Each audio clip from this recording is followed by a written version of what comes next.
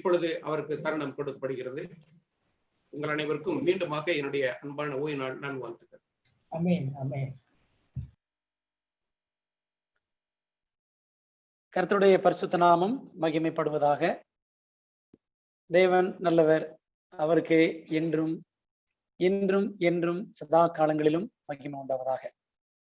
அருமையான இங்கிலாந்து தேசத்தினுடைய தமிழ் அட்வென்டிஸ்ட் குடும்பத்தோடு இணைந்து கொண்டு ஆண்டுடைய வார்த்தைகளை படிப்பதற்கு, பரிமாறுவதற்கு பரலோகத்தின் தேவன் கொடுத்த நல்ல பாக்கியத்திற்காக நான் கர்த்தருக்கு துதிகன மகிமை எல்லாம் ஏறெடுக்கிறேன்.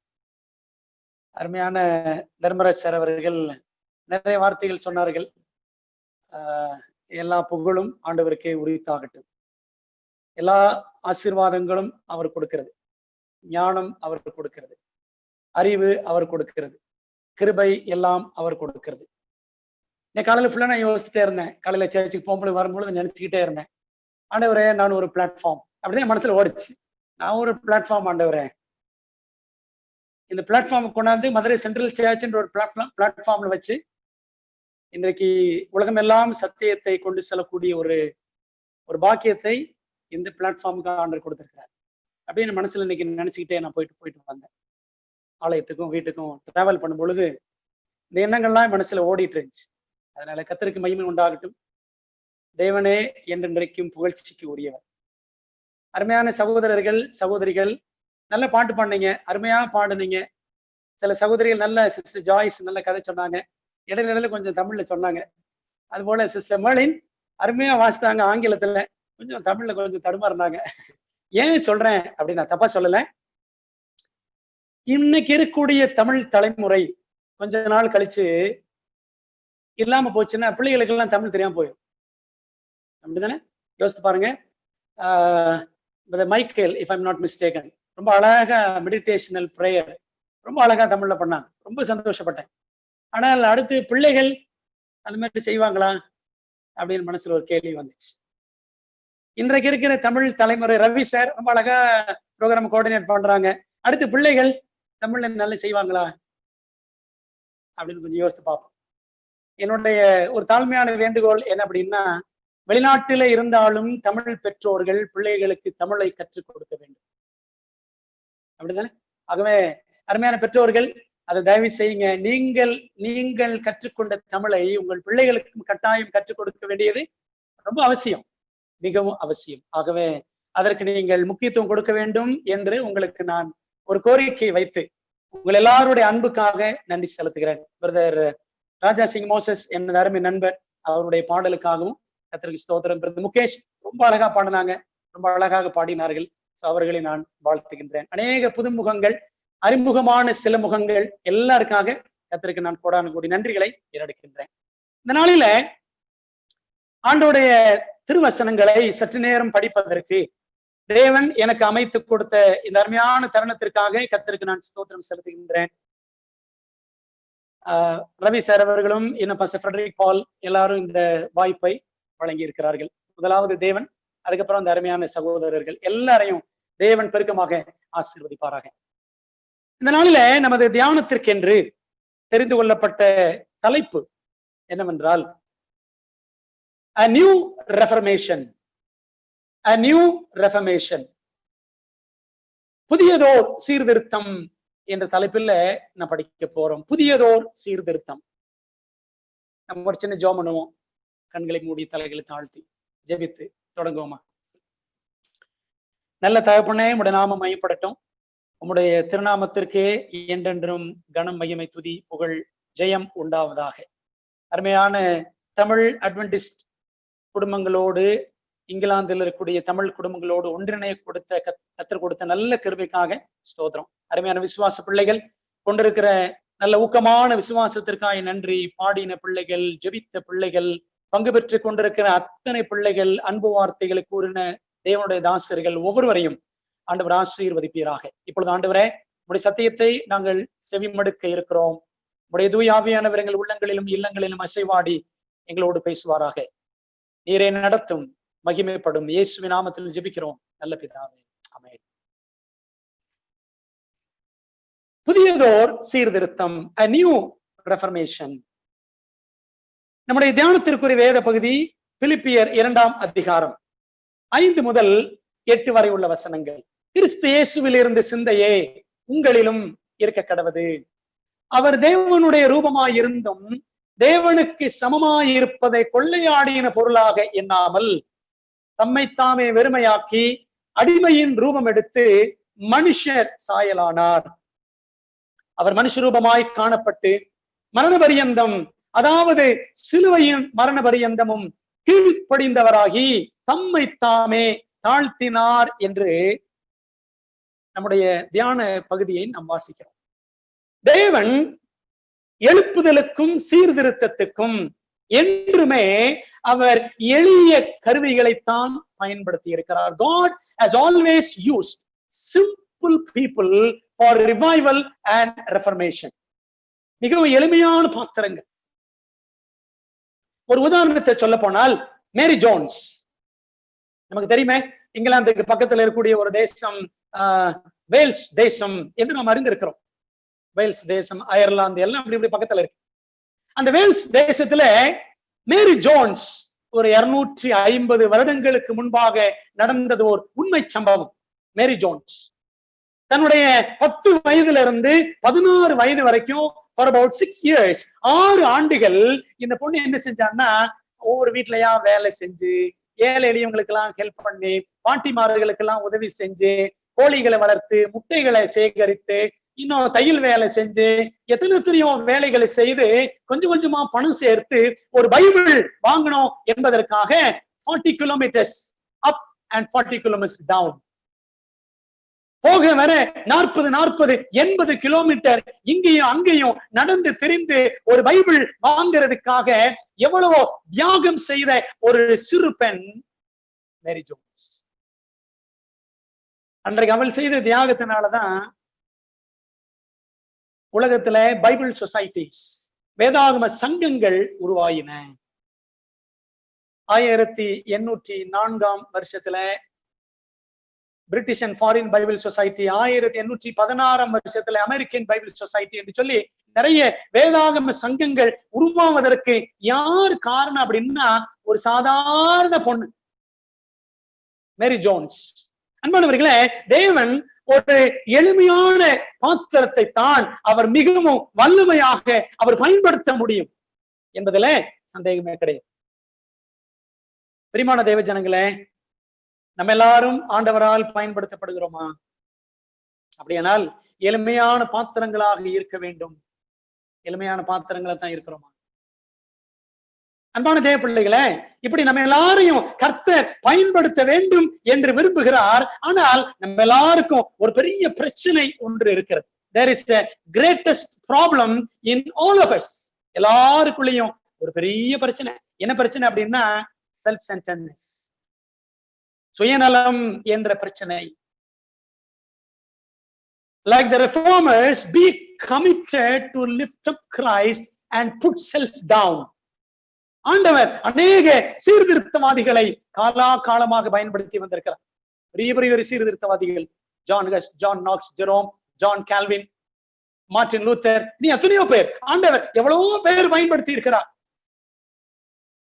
இவங்க எல்லாம் வல்லமையாக பயன்படுத்துறதுக்கு என்ன காரணம் அப்படின்னு பாத்தீங்கன்னா, they were committed to lift up Christ and put self down. அவர்கள் கிறிஸ்துவை உயர்த்துவதற்காக அர்ப்பணிப்புள்ளவர்களாகவும் சுயத்தை கீழே போடுவதற்கு அவர்கள் மிகவும் வைராக்கியம் படைத்தவர்களாகவும் இருந்திருக்கிறார்கள் என்பதை நம் சரித்திரத்தில் படிக்கலாம்.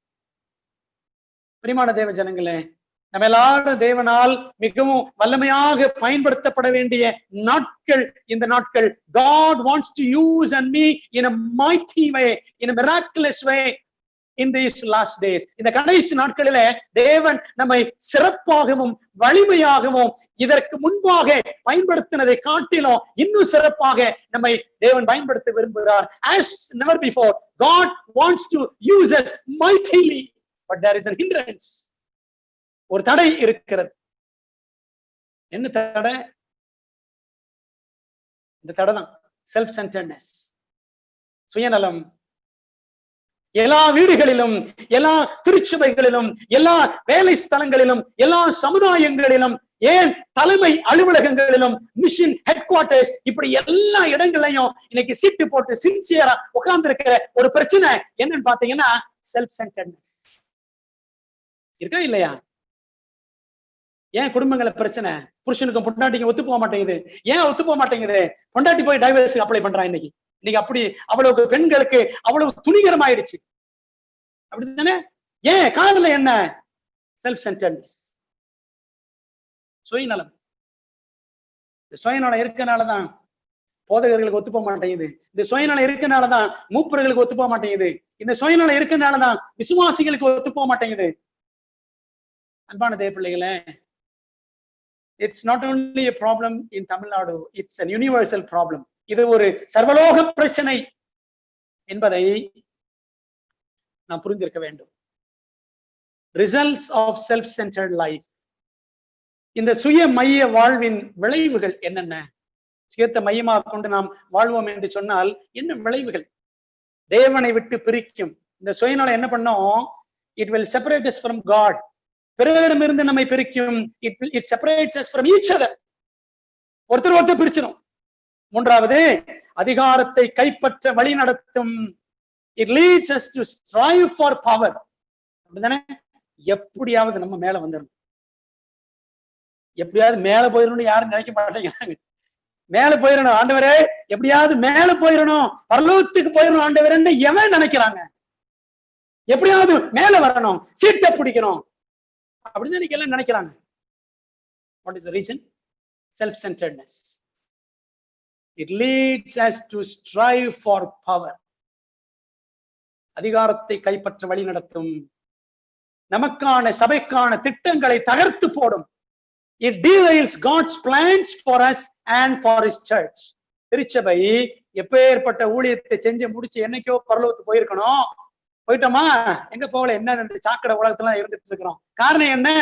சாக்கடை நமக்குள்ள இருக்கு. என்ன பிரச்சனை? Self centredness. அமெரிக்கால இருந்தாலும் இந்த பிரச்சனை இருக்கும், இங்கிலாந்துல இருந்தாலும் இந்த பிரச்சனை இருக்கும், இந்தியால இருந்தாலும் இந்த பிரச்சனை இருக்கும். என்ன பிரச்சனை? Self centredness. அதான் சொன்னேன், இந்த செல்ஃப் சென்டர்ட்னஸ் என்ற பிரச்சனை சீட்டு போட்டு சிங்காசனத்துல உட்கார்ந்துருக்கு. நம்ம வீட்டுக்குள்ள எல்லாம், நம்முடைய சிந்தைக்குள்ள எல்லாம் உட்கார்ந்து இருக்கிறது.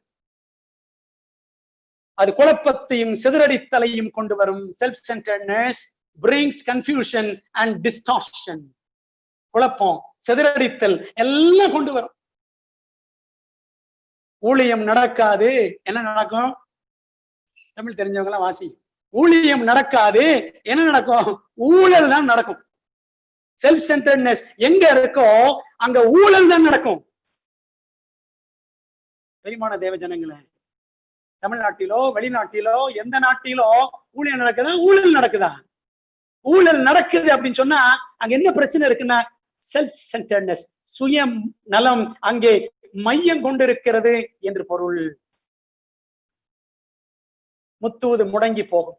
ஊழியம் நடக்காது, ஊழல் தான் நடக்கும், முத்துவது முடங்கி போகும். ஆனா ரிப்போர்ட் கொடுக்கலாம். என்ன ரிப்போர்ட் கொடுக்கலாம்? இப்படி ஊழியம் நடக்கிறது, அப்படி நடக்கிறது, இவ்வளவு பேர் சபையில சேர்கிறார்கள், அவ்வளவு பேர் சேர்கிறார்கள், எல்லாம் கொடுக்கலாம் பேப்பர்ல. அன்பான தேவ ஜனங்களே, அந்த பேப்பர் ரிப்போர்ட் எல்லாம் பரலோகத்துல செல்லாது. தேவன் பிள்ளைகளை யோசித்து பாருங்க, நம்முடைய பிரச்சனை என்ன என்பதை நாம் இங்கே புரிந்து கொள்ள வேண்டும். வேதாகமம் இதை குறித்து சொல்லுகிற எச்சரிப்புகள், Bible warnings on self centredness பாருங்களேன். அகந்தையினால் மாத்திரம் வாது பிறக்கும். only by pride cometh contention. only the first part. நீதிமொழிகள் 13:10. எங்கே சுயநலம் இருக்கோ அங்கே அகந்தை இருக்கும். அகந்தை இருக்குன்னா அங்க சண்டை வரும். குடும்பங்களை ஏன் சண்டை? யோசித்து பாருங்க, அகந்தை அங்கே இருக்கிறது. நீதிமொழிகள் 16:18. அழிவுக்கு முன்னானது அகந்தை, விழுதலுக்கு முன்னானது மனமேட்டிமை. அகந்தை இருக்கிறதா? மனமேட்டிமை இருக்கிறதா? நம்ம இடத்துல வீட்டுக்குள்ள ஹஸ்பண்ட் ஒய்ஃபுக்குள்ள இருக்கா? இருந்துச்சு அப்படின்னா அங்க செல்ஃப் இருக்குன்னு அர்த்தம். செல்ஃப் இருக்கிற இடத்துலதான் இந்த பிரைட், ஹாட் ஸ்பிரிட் எல்லாம் இருக்கும். நீதிமொழிகள் 8:13. தீமையை வெறுப்பதே கர்த்தருக்கு பயப்படும் பயம். எது தீமை? ஃபர்ஸ்ட் பாயிண்ட் சொல்ல பாருங்க, பெருமை, அகந்தை, இது எல்லாமே தீமை. இந்த தீமைக்கு நாம் இடம் கொடுத்திருக்கிறோமா என்று யோசித்து பார்ப்போம். எலன் ஒயிட் அம்மையார் சொல்றாங்க, கிரைஸ்ட் ஆப்ஜெக்ட் லெசன்ஸ் பேஜ் 259. அவங்க சொல்றாங்க பாருங்களேன், to live for self is to perish. Covetousness, the desire of benefit for self's sake, cuts the soul off from life. அப்படின்னு வாசிக்கணும். தமிழ்ல படிக்கிறோம், சுயத்திற்காக வாழ்தல் அழிவிற்கு வழி நடத்தும். சுயத்தை திருப்தி செய்வதற்காக பொருளாசைக்கு இடமளிப்பவர்கள் அவர்களாகவே தங்கள் ஆத்மாவை நித்திய ஜீவன் என்று துண்டித்துக் கொள்ளுகிறார்கள். அன்பான தேவப்பிள்ளைகளை, இந்த சுயநலத்தை அப்படியே பத்திரப்படுத்தி வச்சிருந்தேன்னு வச்சுக்கோங்களேன், we are cutting ourselves off from the source of eternal life. நித்திய ஜீவனுடைய அந்த ஆதாரத்திலிருந்து நாம் நம்மை வெட்டி கொள்ளுகிறோம் என்பது தேவன் நமக்கு சொல்லுகிறார். இயேசுவின் உவமைகள் பக்கம் 240 நாம் இதை வாசிக்கிறோம். அன்பானவர்களே, இது நம்முடைய பிரச்சனை. I have stated the problem. பிரச்சனை என்ன? தீர்வு? What is the solution? Antidote for this age-long evil. காலாகாலமாக விளங்கக்கூடிய இந்த தீமைக்கான மாற்று மருந்து என்ன? What is the antidote? அப்படின்னா, கிறிஸ்துவின் சிந்தை, the mind of Christ. கிறிஸ்துவின் சிந்தை தான் இந்த காலாகாலமாய் உங்களிடத்திலையும் என்னிடத்திலையும் உட்கார்ந்து இருக்கிற இந்த பிரச்சனைக்கான மருந்து. இதுதாங்க கிறிஸ்துவின் சிந்தை. பிலிப்பியர் 2ஆம் அதிகாரம் 5ஆம் வசனத்துல படிக்கிறோம், let this mind be in you which was also in Christ Jesus. கிறிஸ்து இயேசுவில் இருந்த சிந்தையே உங்களிலும் இருக்க கடவுது என்று பவுல் சொல்லுகிறார். பிலிப்பியர் 2ஆம் அதிகாரம் நம்ம ஆரம்பத்துல வாசிக்க கேட்டோம். 5 முதல் 8 வசனங்களை சகோதரி மல்லின் அவர்கள் வாசித்தார்கள். அதுல நான் படித்தோம் என்று சொன்னால், இயேசுவை 100% தேவனாகவும் 100% மனிதனாகவும் நாம் பார்க்கிறோம். We see Christ in Philippians chapter 2 as 100% God and 100% man. அவர் அப்படிதான் பார்க்கிறோம். பாருங்களேன், இந்த அருமையான வேத பகுதி தான் நம்முடைய தியானத்திற்குரிய மைய பகுதி. In his divinity he took 3 steps. அவருடைய தெய்வீகத்திலிருந்து அவர் 3 படிகளை அவர் எடுத்து வைத்தார். என்னென்ன செய்தார் பாருங்க.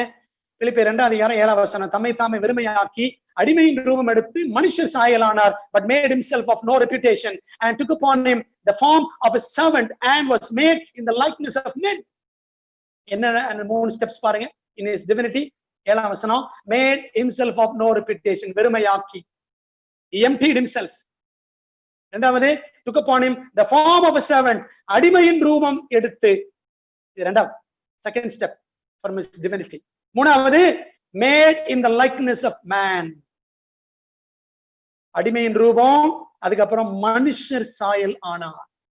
தேவன் தம்மை வெறுமையாக்கினார். தம்முடைய மகிமை, அவருடைய பரலோகத்தினுடைய மேன்மை, மகத்துவங்கள், தூதர்களுடைய துதி எல்லாத்தையும் வெறுமையாக்கி, அடிமையின் ரூபம், மனுஷர் சாயல், இதெல்லாமே வேற வேற, மூணுமே வேற வேற. அன்பான தேவ பிள்ளைகளே, ஆண்டவர் இயேசு கிறிஸ்து தம்முடைய தெய்வீகத்திலிருந்து இப்படிப்பட்ட படிகளில் அவர் இறங்கினார் என்பதை நாம் புரிந்து கொள்ள வேண்டும். அடுத்து பாருங்களேன், பிலிப்பியர் 2:8 அவர் மனுஷ ரூபமாய் காணப்பட்டு மரண பரியந்தம், அதாவது சிலுவையின் மரண பரியந்தமும் கீழ்ப்படிந்தவராகி தம்மை தாமே தாழ்த்தினார். And being found in fashion as a man, he humbled himself and became obedient unto death, even the death of the cross. In his humanity, he took 3 steps. நம்முடைய மனுஷீகத்துல அவர் 3 படிகளை எடுத்து வைத்தார். என்னன்னு பாருங்க. humbled himself, தாழ்த்தினார், became obedient unto death, மரண பரியந்தம் அவர் கீழ்ப்படிந்தார். மூணாவது பாருங்களேன், the death of the cross. என்ன மரணம்? சிலுவையின் மரணம். கேவலமான மரணம், ஒரு கிரிமினல் மரணம். ஒரு கொடூரமான குற்றவாளி எப்படிப்பட்ட மரணத்தை ஏற்றுக்கொள்வானோ அதற்கென்று கிறிஸ்துவானவர் தம்மை ஒப்பு கொடுத்தார். அன்பான தேவ பிள்ளைகளை பாத்தீங்களா, அவர் தெய்வீகத்திலும் 3 ஸ்டெப்ஸ் அவர் இறங்கி வந்தாரு. மனுஷீகத்திலும் அவர் 3 ஸ்டெப்ஸ், 3 படிகள் அவர் இறங்கி வந்தார். அவர் இறங்கி வந்தார். சாத்தானை பற்றி படிச்சு பாருங்களேன். லூசிபரை பத்தி படிச்சீங்கன்னா அவன் ஏறிக்கிட்டே போனான் இருக்கும். Isaiah chapter 14 verses 12, 13, 14. ஏசாயா 14ஆம் அதிகாரம் 12, 13, 14ஆம் வசனங்களை படிச்சீங்க அப்படின்னா I will 5 தடவை இருக்கும். பாத்திருக்கீங்களா? நான் வானத்துக்கு ஏறுவேன், நான் தேவனுடைய நட்சத்திரங்களுக்கு மேலாக என் சிங்காசனத்தை உயர்த்துவேன், நான் தேவனுடைய பர்வதத்திலே விற்றிருப்பேன், நான் 5 தடவை. ஆங்கில வேதாகமத்துல பார்க்கலாம். I will. It all started from Lucifer. இந்த ஐ ப்ராப்ளம் உங்களுக்கு எனக்கும் ஐ ப்ராப்ளம் இருக்கிறது, அப்படித்தானே? ஐ ப்ராப்ளம், இந்த ஐ ப்ராப்ளம் கிடையாது. ஐ ப்ராப்ளம், நான் என்ற பிரச்சனை நம்ம எல்லாரிடத்திலும் இருக்கிறது. இந்த பிரச்சனை எங்கிருந்து வந்துச்சு அப்படின்னா it's a mysterious problem. We don't know how it started. இந்த நான் என்ற பிரச்சனை எப்படி தொடங்கியது? இது மர்மமான பிரச்சனை. லூசிபருக்கு உள்ளே இருந்து தொடங்கின பிரச்சனை இன்னைக்கு நம்ம எல்லாரையும் லூசிபரை போல ஆக்கி கொண்டு இருக்கிறது. இன்னைக்கு பைபிளை வச்சிருக்கிறவங்க எல்லாம் லூசிபர் மாதிரி தான் இருக்கிறாங்க. பிரசங்கம் பண்றவங்க எல்லாம் லூசிபர் மாதிரி தான் இருக்கிறாங்க. நிறைய தலைமைத்துவத்துல இருக்கிற பெரிய பெரிய அதிகாரிகள் எல்லாமே லூசிபர் மாதிரி தான் இருக்கிறாங்க. இன்னைக்கு நம்ம சொல்றோம் சின்ன கொம்புன்னு சொல்றோம். எல்லா சின்ன கொம்பு உள்ளதா இருக்கு, அப்படித்தானே? எல்லா சின்ன கொம்பும் உள்ளதா இருக்கு. ஆர்சியில இருக்கிற சின்ன கொம்பு எவ்வளவோ பரவாயில்ல. பெருமான தேவ பிள்ளைகளே, ஏன்? What is the reason? Self centredness. எல்லாம் பைபிள படிக்கிறாங்க, ரியலைஸ் பண்றாங்களா பண்ணலையான்னு எனக்கு தெரியல. ஆவியானவர் உதவியில தான் பிரசங்கம் பண்றாங்களா இல்ல வேற ஏதோ ஆவியில பிரசங்கம் பண்றாங்களா தெரியல. பெருமான தேவ பிள்ளைகளே, ஆண்டவர் இயேசு கிறிஸ்துவை அறிந்திருக்கிற ஜனம் நீங்களும் நானும் எப்படி இருக்கணும்? நம்ம குடும்பம் எப்படி இருக்கணும்? நம்முடைய சபை எப்படி இருக்கணும்? நம்முடைய அலுவலகம் எப்படி இருக்கணும்? மிஷனே எப்படி இருக்கணும்? எப்படி இருக்கிறோம்? மெஷின் மாதிரிதான் இருக்கு, அப்படித்தானே? பிரியமான தேவ ஜனங்களே, சிந்திக்கணும். பிலிப்பியர் 2ஆம் அதிகாரம் அப்படியே 9 வசனம் வரைக்கும் படிச்சோம் அப்படின்னு சொன்னா, இப்படி ஆண்டவர் 3 ஸ்டெப் டிவினிட்டில இருந்து இறங்கி வந்தாரு. தெய்வீகத்திலிருந்து 3 படி இறங்கினாரு, மனுஷீகத்திலிருந்து 3 படி இறங்கினாரு. அடுத்து இந்த 3 வசனம் படிச்சீங்கன்னா அவர் எப்படி 3 படி ஏறினாரு அப்படின்னு சொல்லி காட்டு பாருங்களேன். பாருங்க, பிலிப்பியர் 2:9-11. ஆதலால் தேவன் எல்லாவற்றிற்கு மேலாக அவரை உயர்த்தி இயேசுவின் நாமத்தில் வானோர் பூதலத்தோர் பூமியின் கீழானோருடைய முழங்கால் யாவும் முடங்கும்படிக்கு பிதாவாகிய தேவனுக்கு மகிமையாக இயேசு கிறிஸ்து கர்த்தர் என்று நாவுகள் யாவும் அறிக்கை பண்ணும்படிக்கும் எல்லா நாமத்திற்கும் மேலான நாமத்தை அவருக்கு தந்தருளினார். பாருங்க, those in heaven, those on earth, those under the earth. வானோர் பூதலத்தோர் பூமியின் கீழானோர் எல்லாருடைய நாவுகளும் அறிக்கை பண்ணணும், எல்லாருடைய முழங்கால்களும் முடங்க வேண்டும். யாருக்கு முன்பாக? இயேசுவுக்கு முன்பாக. யாருடைய நாமம் உயர்த்தப்பட வேண்டும்? இயேசுவின் நாமம் உயர்த்தப்பட வேண்டும். பாத்தீங்களா, ஆண்டவர் இயேசு கிறிஸ்து எவ்வளவு தூரம் இறங்கி வந்தாரு. அவர் இறங்கி வந்ததுனால அவர் எவ்வளவு தூரம் உயர்த்தப்பட்டார். பெரியமான தேவனுடைய பிள்ளைகளை யோசித்து பாருங்க. அருமையான UK அட்வென்டிஸ்ட் தமிழ் குடும்பங்களே, என் உலகத்தின் பல பகுதிகளிலிருந்து இணைந்திருக்கிற கர்த்தருடைய குடும்பங்களே, am I lifting up Christ through my family? Am I lifting up Christ through my personal life? என்னுடைய குடும்பத்தின் வழியாக இயேசுவை நான் உயர்த்துகிறேனா? என்னுடைய தனிப்பட்ட வாழ்க்கையின் வழியாக இயேசுவை நான் உயர்த்துகிறேனா என்பதை நாம் சிந்திச்சு பார்க்கணும். என்னையே நான் உயர்த்திக்கிட்டு இருக்கிறேன், அப்படிதானே? அதனால இயேசு பண்ண வரல. பிரியமான தேவ ஜனங்களே, என்றைக்கு இந்த திருச்சபை இயேசுவை உயர்த்துமோ அன்றைக்கு தான் இயேசு வருவார். அது வரைக்கும் இயேசு வரவே மாட்டார். பிரியமான தேவ ஜனங்களே, எல்லாம் சொல்றாங்க பாருங்க, second volume of selected messages volume 2 page 376. We must have a greater nearness to God, much less of self and much more of Jesus Christ, and his grace must be brought into our everyday life. திரும்ப வாசிக்கிறேன். We must have a greater nearness to God, much less of self, much more of Jesus Christ, and his grace must be brought into our everyday life. தேவனிடம் மிக மிக அதிகமாக நாம் நெருங்கி சேர வேண்டும். சுயமானது மிக மிக குறைவாகவும் இயேசு கிறிஸ்துவும் அவரது கிருபையும் மிக மிக அதிகமாகவும் நம் அன்றாட வாழ்க்கையினுள் கொண்டு வரப்பட வேண்டும். அதிகமாக இயேசு கிறிஸ்து, மிக மிக குறைவாக சுயநலம். எப்படி இருக்கு? வயசு வயசா நம்ம கிட்ட அதிகமாக சுயநலம், கொஞ்சோண்டு கொஞ்சோண்டு இயேசு கிறிஸ்து. அப்படித்தானே? இயேசு கிறிஸ்து சும்மா கொஞ்சோண்டு கொஞ்சோண்டு தான். ஓய்வு நாள் அன்னைக்கு மட்டும், மத்த நாள் எல்லாம் all to selfishness I surrender, அப்படிதான் ஓடுது. அப்படித்தானே? வார நாட்கள் எல்லாம் அப்படிதான் ஓடுது. பிரியமான தேவ ஜனமே, நம்மை முற்றிலுமாய் கிறிஸ்துவுக்கு என்று அர்ப்பணிக்க வேண்டிய நாட்கள் இந்த நாட்கள். தேவனோடு கூட நெருங்கி சேர வேண்டிய நாட்கள். குடும்பமாக நம்ம இயேசு மண்டை நெருங்கி சேர வேண்டும். குடும்பமாக இயேசுவுக்கு நம்மை ஒப்பு கொடுத்து நாம் வாழ வேண்டியது அவசியம். பிரியமான தேவ பிள்ளைகளே, நமக்கு தலைப்பு என்ன அப்படின்னா, நியூ ரெஃபர்மேஷன், புதியதோர் சீர்திருத்தம். என்ன அந்த புதியதோர் சீர்திருத்தம்? What is that new reformation அப்படின்னா, it's nothing but personal reformation. Very simple. Personal reformation should start in us. What is that new reformation? Personal reformation. தனிப்பட்ட சீர்திருத்தம் நம்முடைய வாழ்க்கையில உண்டாக வேண்டும். பிரியமான தேவ ஜனங்களே, தனிப்பட்ட முறையில personal revival will lead us to personal reformation. Personal reformation அப்படின்னு சொன்ன உடனே, ஓகே காலையில சீக்கிரம் எந்திரிச்சிடணும், அப்ப பைபிள ஒழுங்கா படிச்சிடணும் அப்படின்னு சொல்லிட்டு சும்மா ஏதோ மெக்கானிக்கலா செய்யக்கூடிய காரியங்கள் கிடையாது. Out of love, out of complete commitment, அன்பின் நிமித்தம், தேவனுக்கு என்று முற்றிலுமாய் ஒப்படைத்தது நிமித்தம் நாம் தேவனோடு கொண்டிருக்கிற அந்த உறவில நாம் பலப்பட்டு வளர வேண்டும். பர்சனல் ரெஃபர்மேஷன், அந்த தனிப்பட்ட சீர்திருத்தம் நம்முடைய வாழ்க்கையில தேவை. ரெஃபர்மேஷன் அப்படின்னு சொன்ன உடனேயே நமக்கு யார் ஞாபகத்துக்கு வருவார் என்று சொன்னால், மார்ட்டின் லூத்தர் நம்முடைய சிந்தைக்கு எப்பொழுதுமே வருவார்.